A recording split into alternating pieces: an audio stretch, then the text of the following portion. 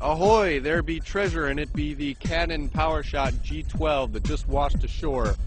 This is Canon's big, bangin', top dollar, fixed lens compact. It's got almost everything you need in the way of manual controls. It has a very advanced design, and it's up against Nikon's Coolpix P7000 and Panasonic's recently announced Lumix DMC LX5. So let's jump into the PowerShot G12 because this is one hell of a camera. The killer Canon PowerShot G12 still exhibits that large brick-like design. It's definitely not pocket-sized, but it's slim enough to fit inside a big camera bag. This is a camera for an advanced professional who wants a buddy to their 7D, or a student who doesn't want to go into the fixed lens realm yet. On the top, you'll notice a layer cake styled dial configuration. The bottom dial is an ISO dial, and the top is a mode dial. We love the ISO dial. It's one of the most handy things to have in the field. We also get an exposure compensation dial, which was another excellent thing. And this year, Canon put a front control dial on the G12 to be used in conjunction with the spinning control wheel on the back of the camera, and together we got a very similar feel to a DSLR. Now the G12 also offers an assignable shortcut button that we could put nearly any manual control to, and we get an exposure lock button, manual focus, macro, self-timer, flash, flexi zone AF button, metering button, and menu buttons. So this camera is very stocked from the outside. There's also the 2.8-inch flip-out LCD with a 461,000 dot display. The other cool thing about this camera is that it has a hot shoe on top for speedlight flash, and you could also attach a teleconversion lens for telephoto shooting. On the side for ports, what we have is an HDMI, a remote, and a USB AV out.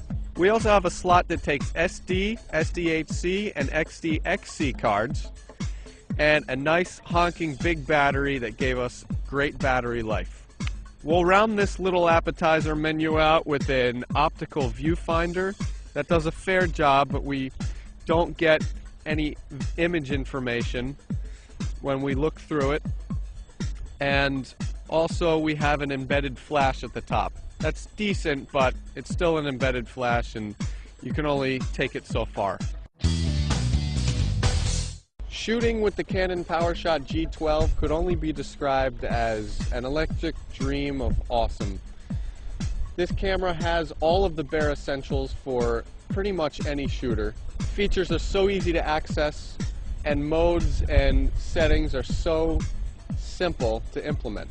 We love the digital level meter, which helped us shooting symmetry, keeping the camera parallel to the horizon. We also love the new self-timer mode, which was customizable up to 30 seconds using the front dial, and we could take up to 10 shots in sequence, which is great for lots of our long exposure shoots. For manual controls, ISO goes up to 3200. We get a shutter speed that goes down to 15 seconds. And we could have used a little more there, maybe 30 seconds. I know Panasonic has 60 seconds, so that would have been nice. Aperture is 2.8 to 8.0. We could have used a little bit brighter of an aperture for this camera.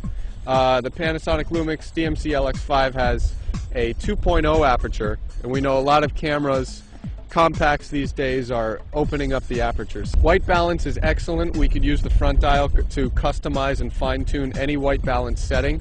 And there's also a neutral density filter built in which we tested. It actually works. We're able to shoot in brighter light conditions, yet get that smooth waterfall effect rather than that fast shutter. The G12 has exposure bracketing, focus bracketing. It also has 5 different aspect ratios to shoot in. And we could capture images in JPEG, RAW plus JPEG.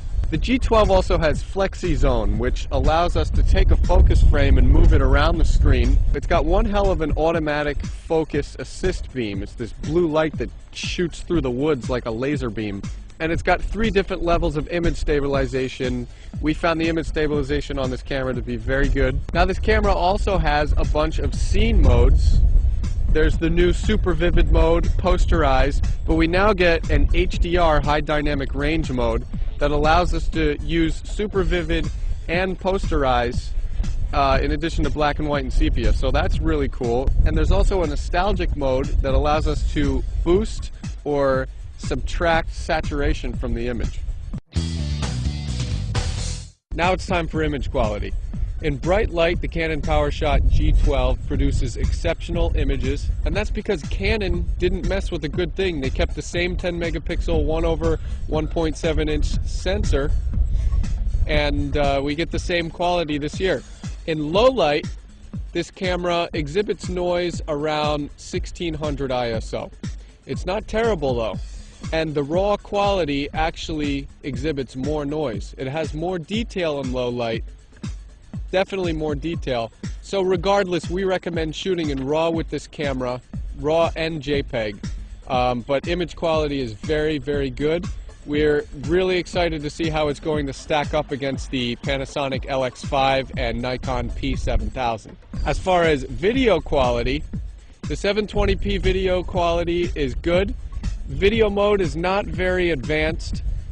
You can't zoom in video mode, and you also can't use manual focus in video mode, so you're very limited. It's almost like Canon just tacked it on. So image quality with the G12, very good. Be sure to go on our site and look at all our samples. We have tons of beautiful, luscious samples for you to look at, and tons of video samples too.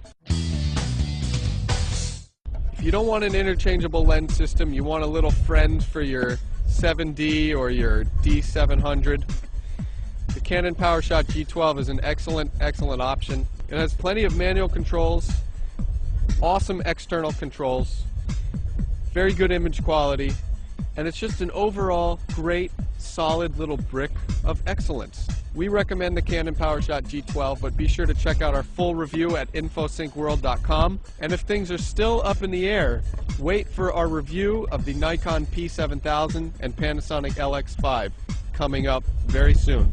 Thanks for tuning in. For InfoSync World, I'm Mike Perlman.